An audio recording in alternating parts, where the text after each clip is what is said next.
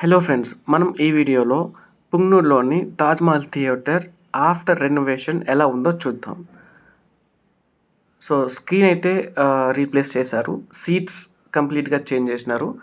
Sound system అయితే బాగుంది. కాకపోతే ఓవర్‌గా బేస్ అనేది పెట్టారు. అంటే నీకు వాయిస్ అనేది క్లారిటీ అయితే ఉండదు.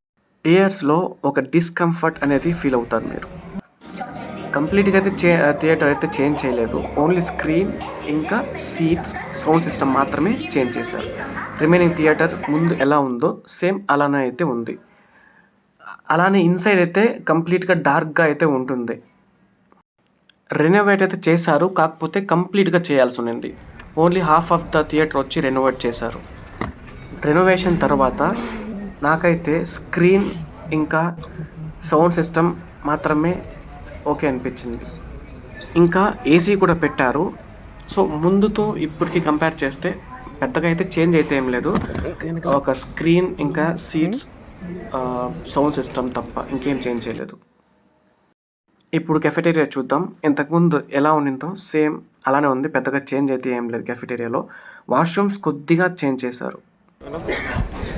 సో, చూస్తున్నారు కదా! ఇలా ఉంది ప్రెజెంట్.